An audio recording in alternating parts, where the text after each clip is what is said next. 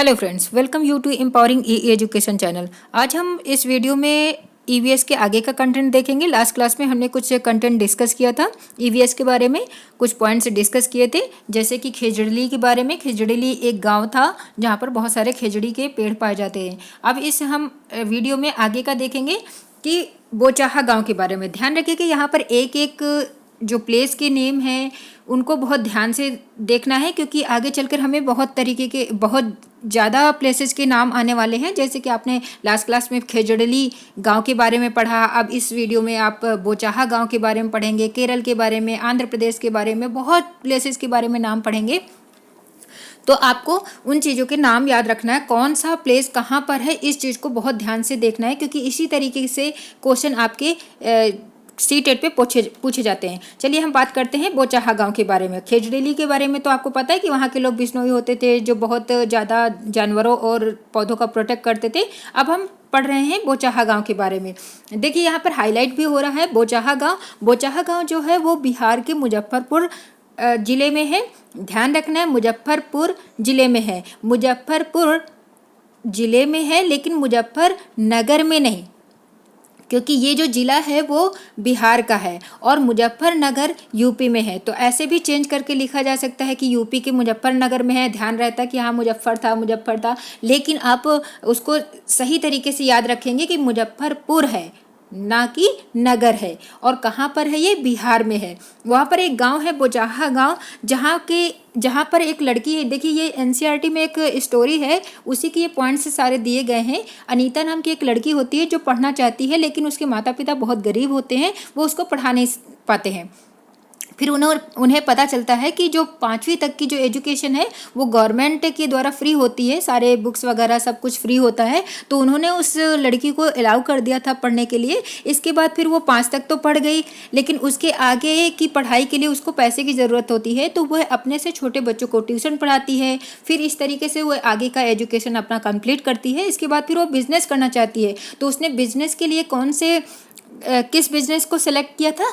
B keeping के, यानी कि मधुमक्खी पालन का, क्योंकि उसके पास जो पैसे उसने ट्यूशन से इकट्ठे किए थे तो सिर्फ उसके पास 5,000 रुपये थे। कितने थे? 5,000 रुपये थे। इस तरीके से हम आगे डिस्कस करेंगे, पॉइंट्स में आएगा। तो ये एक स्टोरी है, उसके थ्रू आपको पॉइंट्स देखना है कि किस तरीके से वो आपके ऑप्शन में बनेंगे। ठीक है, तो अब है बोचाहा गाँव, मुजफ्फरपुर ज़िले में है, जो कि बिहार में है। चमकते सितारे, यहाँ पर चमकते सितारे के बारे में बताया गया है। चमकते सितारे यानी इंग्लिश में इसको बोलेंगे गर्ल स्टार। क्या बोलेंगे? Girl stars. ठीक है, इसको नोट डाउन कर लेंगे आप कि इंग्लिश में इसको गर्ल स्टार्स है। कभी कभी हिंदी ना देकर इसको गर्ल स्टार्स भी दे सकता है, क्योंकि ये एक प्रोजेक्ट है, एक योजना है जो कि साधारण लड़कियों की असाधारण कहानियों को हमें बताता है। यानी जो साधारण लड़कियां हैं, जैसे कि अनीता जैसी साधारण लड़कियां थी, लेकिन उस पढ़ लिख कर वो एक अपना नाम रोशन किया, वो एक्स्ट्रा ऑर्डिनरी लड़की बन गई, है ना, विशेष लड़की बन गई। उसकी स्टोरी हम पढ़ रहे हैं। तो इस तरीके से जो साधारण लड़कियां हैं जो किसी न किसी वजह से एक्स्ट्रा ऑर्डिनरी बन जाती हैं, उनकी स्टोरी को हमें बताता है, उनके संघर्ष को हमें बताता है। तो इस तरीके से याद रखना है कि जो चमकते सितारे हैं वो क्या है? एक तरीके के प्रोजेक्ट है जो साधारण लड़कों की असाधारण कहानी को बताता है। इसके बाद अब उसने किस बिजनेस को सेलेक्ट किया था? बी कीपिंग के लिए। तो अब सारे पॉइंट्स आपके मधुमक्खी के बारे में होने वाले हैं और इसी से एग्जाम में क्वेश्चन भी बनता है। आप इसको हल्के से मत लीजिएगा। हर पॉइंट्स को मैं बार बार कह रही हूँ कि हर पॉइंट्स को आप अच्छे से याद रखिएगा, क्योंकि यही आपके क्वेश्चन के ऑप्शन बनते हैं। और एक एक लाइन में, एक एक ऑप्शन में हुए सारे ही जो सेंटेंस यहाँ पर लिखे हुए वो दिए होते हैं। तो मधुमक्खियों का सबसे ज़्यादा आकर्षित जो फूल करता है वो होता है लीची का। लीची की जगह वहाँ पर हमारा रोज फ्लावर भी लिखा हो सकता है, मैरीगोल्ड या फिर सनफ्लावर वगैरह लिखा हो सकता है। तो आपको ध्यान रखना है कि सबसे ज़्यादा जो मधुमक्खी अट्रैक्ट होती हैं वो लीची के फूल की तरफ होती हैं। किसके फूल की तरफ होती हैं? लीची के फूल की तरफ होती है। मधुमक्खी के जो यानी बी कीपिंग का जो बेस्ट टाइम होता है वो अक्टूबर से दिसंबर होता है, क्योंकि इसी टाइम पर मधुमक्खी अपने अंडे देती है। और लीची का फूल जो होता है वो फरवरी में खिलता है। और जब इसने बिजनेस किया था तो उसको एक बक्से से कितना शहद मिला था? 12 किलो शहद है। इन सब चीज़ों को आपको देखते रहना है, क्योंकि और दूसरी बात है कि जो अनीता थी वो 2 बक्से लेकर आई थी। उसके एक बॉक्स से उसको कितना हनी मिला था, शहद मिला था? 12 किलो। ठीक है, तो इस तरीके से याद रखेंगे इन चीज़ों को। आगे हम बी हाइव के बारे में पढ़ने वाले हैं कि एक बी हाइव में यानी मधुमक्खी के छत्ते में कौन कौन होता है। तो एक बी हाइव यानी मधुमक्खी का जो छत्ता देखते हैं उसमें एक रानी मधुमक्खी होती है जो कि अंडे देती है। उन सबका काम डिसाइड होता है। रानी मधुमक्खी एक होती है जो कि अंडे देती है। बहुत सारी जो उसमें मधुमक्खियाँ होती हैं वो सब क्या होती हैं, वर्कर भी होती हैं यानी श्रमिक मधुमक्खियाँ होती हैं। नर मधुमक्खी यानी मेल बी जो होते हैं वो बहुत ही कम होते हैं, उनका इम्पोर्टेंट रोल कोई भी नहीं होता है। सबसे ज़्यादा इम्पोर्टेंट रोल किसका होता है, श्रमिक मधुमक्खियों का होता है, क्योंकि वो पूरे दिन अपने काम में व्यस्त रहती हैं। किस चीज़ में काम क्या करती हैं वो, हमारी तरह तो अब झाड़ू पोछा या फिर पढ़ाई लिखाई या फिर बिजनेस या फिर जॉब तो नहीं करती हैं, वो उनका काम भी होता है। ठीक है, वो क्या करती हैं कि जो उनका छत्ता होता है यानी उनका घर जो होता है उसको मेंटेन करना होता है, उनकी छोटे बच्चे जो होते हैं उनकी देखभाल करनी होती है। और दूसरी बात है कि वो जो शहद का बनाने का काम होता है उनका, तो उसके लिए उन्हें फूलों की तलाश करनी पड़ती है। ऐसे फूलों की तलाश करनी पड़ती है जो नेक्टर वाले होते हैं, नहीं जिसमें पराग होता है, तो उसको सर्च करना होता है। एक काम अपना काम किया और इसके बाद वो सारी के सारे झुंड में फूलों की तलाश में निकल जाती हैं। जब वो फूलों की तलाश करती हैं तो हर फूल में उन्हें नेक्टर नहीं मिलता है, तो इसलिए जब किसी एक मधुमक्खी को नेक्टर वाला फूल मिल जाता है तो वो एक विशेष प्रकार का क्या करती है, डांस करती है, ताकि उसको भी दूसरी मधुमक्खियों को पता चल जाता है कि नेक्टर वाला फूल कहाँ पर है। एक प्रकार का डांस करती है जिसमें उसको पता चल जाता है कि नेक्टर वाला फूल कहाँ। फिर सारी की सारी मधुमक्खी उधर चली जाती हैं और वो फूलों से नेक्टर को कलेक्ट करती हैं, इसके बाद शहद बनाती हैं। तो इस तरीके से वो पूरे दिन बिजी होती हैं। तो सबसे इम्पोर्टेंट रोल किसका होता है, वर्कर बीज का यानी श्रमिक बी का यानी मधुमक्खियों का। मेल का कोई भी इम्पोर्टेंट रोल वहाँ पर भी नहीं है और यहाँ पर भी नहीं होता है। ठीक है, तो आगे हम बात करते हैं चींटियों के बारे में। तो चींटी भी इसी प्रकार से होती हैं जिस तरीके से हमने देखा कि हनी भी होती है, वैसे ही जो चींटी होती हैं वो भी साथ मिलकर काम करती हैं। और उसमें से भी एक रानी चींटी होती है जो अंडे देती है। सिपाही चींटी होती है जो कि यानी सोल्जर भी होती है जो कि वो जो उनका नेस्ट होता है, जो उनका बिल होता है उसकी देख रेख करती हैं। और श्रमिक चींटी यानी श्रमिक जो चींटी होती हैं, वर्कर एंट्स होती हैं, वो खाने को ढूंढती रहती हैं और उस खाने को लेकर बिल तक पहुंचाती हैं। इस चीज़ में बिजी रहती हैं।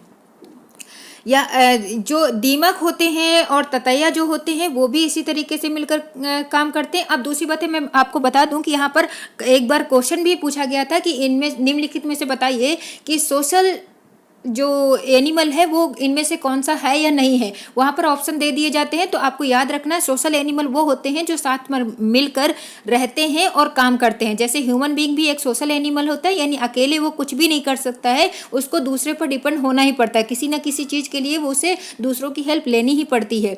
उसी प्रकार से जो बहुत सारे एनिमल्स होते हैं वो भी सोशल एनिमल होते हैं। तो ध्यान रखना, यहाँ पर हमने हनी बी के बारे में पढ़ा, एंट के बारे में पढ़ा, और ये टर्माइट्स जो हैं यानी दीमक है, ततैया है, ये सभी सोशल एनिमल कहलाएंगे क्योंकि ये ग्रुप में रहते हैं और इनका सबका काम अलग अलग डिसाइड है। अब आगे हम बात कर रहे हैं गांधीधाम, यानी ये प्लेस के नाम फिर से आ गए। मैंने आपको पहले ही बताया था कि प्लेस के नाम आपको ध्यान रखना है कि कौन सा प्लेस कहाँ पर है। यहाँ पर गांधीधाम, अहमदाबाद और वलसाड ये गुजरात में है। इन तीनों को याद रखना है। अहमदाबाद तो आप सभी को पता होगा कि अहमदाबाद गुजरात में ही है, लेकिन गांधीधाम और वलसाड जो ये आप वलसाड है उसको भी ध्यान रखेंगे, ये गुजरात में है। जबकि जो कोझिकोड है वो केरल में है।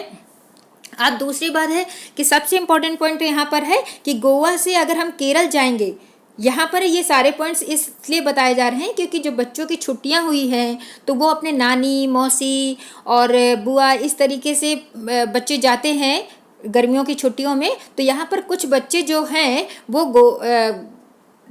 नॉर्थ से साउथ की तरफ जा रहे हैं। ठीक है, तो वहाँ पर जो उनको रेलगाड़ी से जा रहे हैं, ट्रेन से जा रहे हैं, तो उनको जो जो पॉइंट मिलते जा रहे हैं उसके बारे में यहाँ पर बताया गया है। तो अब गोवा से जब केरल के रास्ते में वो जाते हैं तो उन्हें कितने पुल मिलते हैं, 2000 पुल और 92 सुरंगें मिलती हैं। तो ऑप्शन में ये भी आता है कि गोवा से केरल जाने के रास्ते में उन्हें कितने टोटल पुल मिलते हैं और कितनी सुरंगें होती। तो याद रखना है 2000 पुल हैं और 92 टनल्स हैं यानी सुरंगें हैं। ठीक है, इसको याद रखेंगे। आगे डिस्कस करते हैं मलयालम भाषा में। जो मलयालम भाषा होती है, सब जगह अलग अलग भाषाओं में अलग अलग शब्दों को अलग तरीके से बोलते हैं। तो मलयालम भाषा में जो माँ की बड़ी बहन होती है यानी मौसी जो होती है, उसे क्या कहते हैं? वलियम्मा कहते हैं। क्या कहते हैं? वलियम्मा कहते हैं। और जो माँ की माँ होती है यानी जो नानी जिसको हम बोलते हैं, उसे वहाँ पर क्या कहते हैं? अम्मू कहते हैं। ठीक है, तो ये ध्यान रखना है कि अम्मू माँ कहाँ कहते हैं? मलयालम में कहते हैं, मलयालम भाषा में कहते हैं। और अम्मू माँ का मतलब नानी होती है। ठीक है, केरल के बहुत सारे भागों में फेरी, अभी हमने पहली वीडियो में डिस्कस किया था कि जो बच्चे केरल जाने के लिए केरल में जो बच्चे स्कूल जाने के लिए किस नाव का प्रयोग करते हैं? वल्लम का प्रयोग करते हैं। सबसे पहला ही पॉइंट था, अगर आपको याद है तो। अब यहाँ पर हम केरल में फिर से फेरी के बारे में बात कर रहे हैं। फेरी भी एक तरीके की क्या है? नाव है, जो कि वहाँ पर एक ऐसी नाव है जिसमें लोग एक स्थान से दूसरे स्थान तक जाने में यूज़ करते हैं उसका। और भी बहुत सारी नावों का यूज़ किया जाता है वहाँ पर। अब है नागरकोइल एक्सप्रेस के बारे में। तो नागरकोइल एक्सप्रेस यानी एक ट्रेन है, सब ट्रेन का अलग अलग नाम होता है, जैसे कि प्रयागराज एक्सप्रेस होता है, महानंदा है, और बहुत सारी ट्रेनों के नाम होते हैं जो अलग अलग स्टेशन से अलग अलग जगह पर जाती हैं। हर स्टेशन में अलग अलग उनका टाइम फिक्स होता है। तो यहाँ पर नागरकोइल एक्सप्रेस के बारे में बताया गया है, तो ध्यान रखना है। नागरकोइल एक्सप्रेस जो होती है वो कहाँ से स्टार्ट होती है? गुजरात के गांधीधाम से स्टार्ट होती है और कहाँ तक चलती है? नागरकोइल तक चलती है, यानी साउथ में जो केरल में नागरकोइल है वहाँ तक वो जाती है। तो याद रखना है, यहाँ पर गुजरात के गांधीधाम से स्टार्ट होती है, लेकिन गुजरात के अहमदाबाद, गुजरात के वलसाड, इस तरीके से भी लिखा हो सकता है। तो ध्यान रखना है कि किस स्टेशन से शुरू होती है? गुजरात के गांधीधाम से शुरू होकर नागरकोइल तक चलती है। अब कर्णम मल्लेश्वरी के बारे में बताया गया है। तो कर्णम मल्लेश्वरी एक स्पोर्ट्स वुमेन है, यानी भारोत्तोलक है, वेट लिफ्टर है, जो कि आंध्र प्रदेश में रहती हैं और उन्हें इंटरनेशनल तौर पर 29 पदक प्राप्त हुए हैं, यानी उन्होंने जीता है उसको। और वो एक बार में 130 किलोग्राम का वजन उठा सकती हैं। कितना वजन उठा सकती हैं? 130 किलोग्राम का वजन उठा सकती हैं। आप लोग कितना वजन उठा सकते हैं एक बार में? वो कमेंट करके ज़रूर बताइएगा कि आप एक बार में कितना वजन उठा सकते हैं। और कर्णम मल्लेश्वरी कौन थी? भारोत्तोलक। भारोत्तोलक का मतलब होता है वेट लिफ्टर, जो वेट को उठाता है। अब आज के लिए ही इतना ही। नेक्स्ट वीडियो में हम आगे के पॉइंट्स को डिस्कस करेंगे। तो ये जितने भी पॉइंट्स हैं आप बहुत अच्छे तरीके से इन चीज़ों को याद रखेंगे। नेक्स्ट वीडियो जल्दी ही आने वाली है, ये थोड़ा लेट हो गई थी। ठीक है, तो आप बिल्कुल एक एक पॉइंट को देखते रहना है, आपको याद करते रहना है, क्योंकि इन्हीं से आपके क्वेश्चन बनने वाले हैं सीटेट में, और किसी दूसरी बुक से कुछ भी नहीं आएगा। जो नॉर्मल आपकी ईवीएस की जो बुक्स होती हैं उनसे भी पढ़ लिया, क्योंकि ईवीएस का जो सब्जेक्ट होता है वो बहुत ही ब्रॉड होता है, और यहाँ पर जो क्वेश्चंस आते हैं वो सिर्फ एनसीईआरटी से ही आते हैं। तो आपको सुनने में कुछ पॉइंट्स तो बहुत फनी लगते होंगे, बहुत हंसी भी आती होगी अगर आप पहली बार एग्जाम देने जा रहे हैं सीटेट का, लेकिन जो पहले बच्चे पढ़ चुके हैं, जो पेपर दे चुके हैं, उन्हें बहुत अच्छे तरीके से पता होगा कि यही क्वेश्चन पूछे जाते हैं। और आप प्रीवियस ईयर के क्वेश्चन पेपर उठाइए और देखिए कि क्वेश्चन कौन कौन से है, उनमें ऑप्शन कौन कौन से दे। ठीक है, तो इसको अच्छे से पढ़ते रहेंगे। नेक्स्ट वीडियो में मिलते हैं। Okay, bye bye and take care.